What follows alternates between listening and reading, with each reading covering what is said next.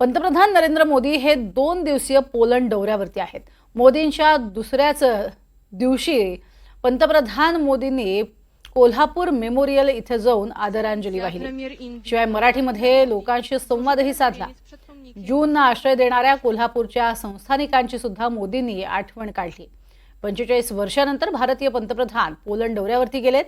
याआधी 1979 मध्ये मोरारजी देसाई हे पोलंड दौऱ्यावरती गेले होते। पंतप्रधान मोदी पोलंडचे पंतप्रधान डोनाल्ड टस्क आणि राष्ट्रपती अँद्रेस डुडा यांची भेट घेतील।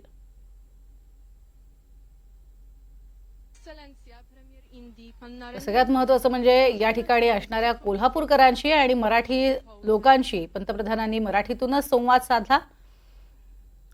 पोलंडमध्ये पंतप्रधानांचा हा अतिशय महत्त्वपूर्ण असा हा दौरा आहे।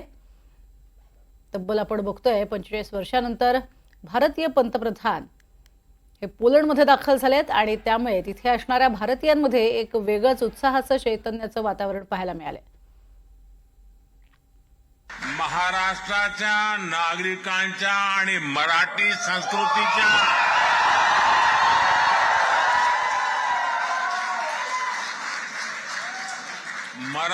संस्कृतीच्या प्रती पोलंडचे नागरिकांनी व्यक्त केलेला हा सन्मान आहे।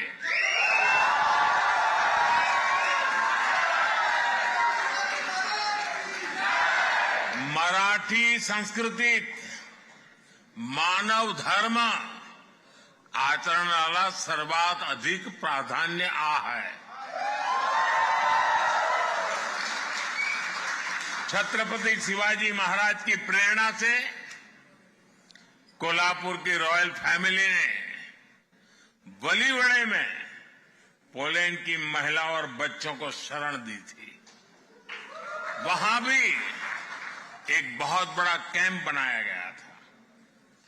पोलैंड की महिलाओं और बच्चों को कोई तकलीफ ना हो, इसके लिए महाराष्ट्र के लोगों ने दिन रात एक कर दिया था।